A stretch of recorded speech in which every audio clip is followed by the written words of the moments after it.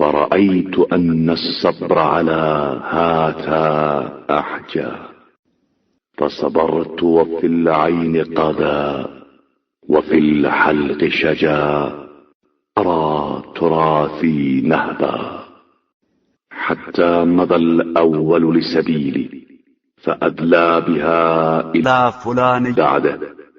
تو میں نے دیکھا کہ ان حالات میں صبر ہی قرین عقل ہے، تو میں نے اس عالم میں صبر کر لیا کہ آنکھوں میں مصائب کی کھٹک تھی اور گلے میں رنج و غم کے پھندے تھے۔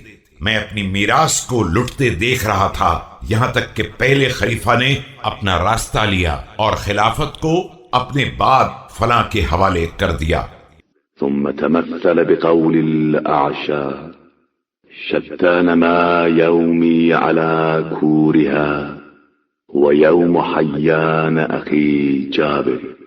بقول آشا، کہاں وہ دن جو گزرتا تھا میرا اونٹوں پر، کہاں یہ دن کہ میں حیان کے جوار میں ہوں۔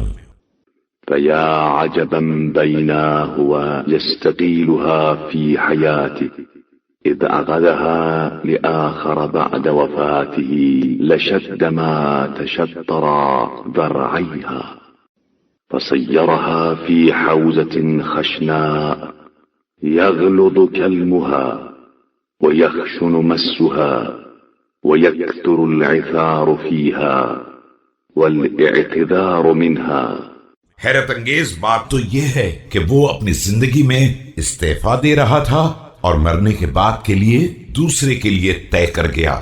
بے شک دونوں نے مل کر شدت سے اس کے تھنوں کو دوہا ہے اور اب ایک ایسی درست اور سخت منزل میں رکھ دیا ہے جس کے زخم کاری ہیں اور جس کو چھونے سے بھی درستی کا احساس ہوتا ہے۔